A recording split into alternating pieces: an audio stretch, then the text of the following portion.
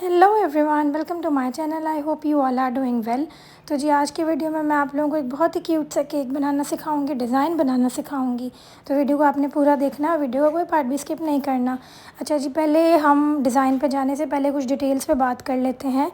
ये जी ऑर्डर था 2 पाउंड्स का, जिसको मैंने बेक किया है 5 इंचज़ वाले मोल्ड में। ठीक है, क्योंकि मुझे थोड़ा हाइटेड डिज़ाइन चाहिए। केक को बेक किया, फिर बेक करने के बाद क्योंकि मुझे इसकी डिलीवरी अर्जेंट करवानी थी, 3 से 4 घंटे में मैंने इस केक को बेक भी किया है, बनाया भी है, आइसिंग भी किया और डिलीवर भी करवा दिया है।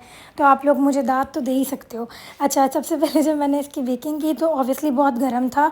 तो अब जल्दी से इंस्टेंट ठंडा करने की टिप क्या है, वो आप लोग इस तरह कर सकते हो कि केक को रखो, 5 से 10 मिनट काउंटर पे छोड़ो, वो थोड़ा नॉर्मल होगा, मोल्ड में से बाहर निकालो, उसके बाद उसकी लेयरिंग कर दो। गरम गरम ही लेयरिंग करो और एक एक लेयर को ट्रे पे इंडिविजुअली रख के फ्रीज़र में रख दो। मैं फ्रीज़र में रख देती हूँ, वो 10 मिनट के अंदर अंदर बहुत अच्छे से ठंडा हो जाता है और फिर उसके बाद आप उसको इस तरह ट्रफल कोट कर लो।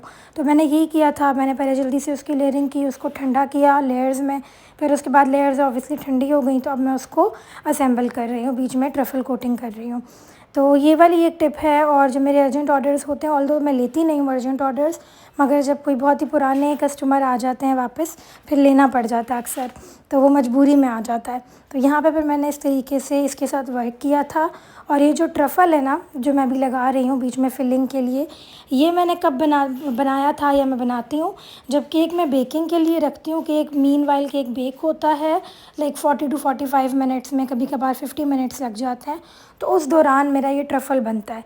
ठीक है, और ट्रफ़ल भी कुछ भी नहीं है, मैं हर बार आप लोगों को बताती हूँ, मैं इस बार भी बताती हूँ। ठीक है, आपने 2:1 का हिसाब रखना है, जितनी चॉकलेट लेनी है उससे आधी आपने क्रीम ले लेनी है। यानी कि अगर आप 2 कप चॉकलेट ले रहे हो तो आप 1 कप क्रीम ले लोगे।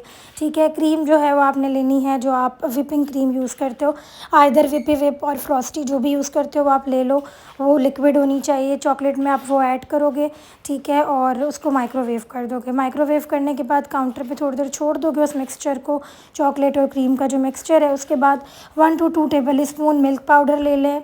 आप नीडो का ले सकते हो, आप एवरीडे का ले सकते हो, आप बुनियाद का ले सकते हो। मैं अक्सर बुनियाद का यूज़ करती हूँ। ठीक है, क्योंकि वो इकोनॉमिकल भी पड़ता है और उसका टेस्ट भी अच्छा है।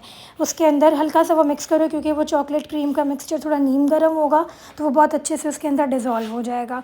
काउंटर पे छोड़ दो, थोड़ी देर रहने दो, आधा घंटा रहने दो, और उसके बाद आप उसको हल्का सा विप कर लो, आइदर बीटर से कर लो या हैंड विस्क से कर लो, जिससे भी कर लो, आपको ईजी होता है। तो बहुत अच्छे से वर्क करता है और आपका ट्रफ़ल रेडी हो जाएगा। ठीक हो गया। अच्छा, ट्रफ़ल के बाद, ट्रफ़ल कोटिंग के बाद आप लोगों ने मेरा डिज़ाइन तो देख ही लिया है कि कितना क्यूट और कितना प्यारा डिज़ाइन ये रेडी हुआ है। 3 कलर्स मैंने यहाँ पे यूज़ किए हैं और बहुत प्यारी उनकी शेडिंग बनाई है। एक तो ये स्किन कलर है, एक बेबी पिंक है और एक जो कह लो आप टील पिंक है या थोड़ा शॉकिंग पिंक है। इस तरह का कुछ 3 शेड्स लिए मैंने और एक इस तरह का डिज़ाइन रेडी हुआ है। और इसके जो ऊपर के कॉर्नर्स हैं, किनारियाँ हैं, वो इसी तरह से बाहर की तरफ निकली हुई होती हैं, रफ़ रफ़ सा लुक देती हैं, बहुत आप उसको नीट नहीं करते हो। ठीक हो गया। अच्छा, ये मैंने डिज़ाइन आपके सामने ही बनाया है जो छोटा सा स्पैचुला होता है उसकी हेल्प से, तो आप लोग भी बना सकते हो, बहुत क्यूट डिज़ाइन है। उसके बाद ये कुछ बटरफ्लाइज़ हैं, बटरफ्लाइज़ का पैकेट मिल जाता है, मैं अक्सर प्रिंट आउट भी करवा लेती हूँ और फिर ऐसे भी यूज़ करती हूँ। अच्छा, किसी ने लास्ट वीडियो में पूछा था, किसी ने नहीं, आई गेस उनका नाम था @अनम्स डिलाइट। उन्होंने क्वेश्चन किया था कि ग्लॉसी शीट और आइसिंग शीट में क्या फ़र्क है। देखो अनम, जो ग्लॉसी शीट होती है ना वो एडिबल नहीं है। ठीक है, वो इस तरह से हार्ड पेपर वाली शीट है, वेयर एज जो आइसिंग शीट है वो शुगर से बनी हुई होती है और बहुत महंगी भी होती है। तो आप इस तरह से, वो हार्ड नहीं होती, आप इस तरह से उसको लगा नहीं सकते हो हर जगह, जिस तरह मैं बटरफ्लाइज़ को लगा रही हूँ। तो वो आप किसी जगह पेस्ट कर सकते हो, कोई ऐसा डिज़ाइन जिसको आप आराम से खा सको ना शीट के साथ ही, तो वो एडिबल होती है, वेयर एज ये एडिबल नहीं होती है। तो ये थोड़ी सी फैंसी है, नॉन एडिबल है, आप अपने किसी भी केक पे लगा सकते हो as a fancy look create करने के लिए। आई होप आपका क्वेश्चन क्लियर हो गया होगा।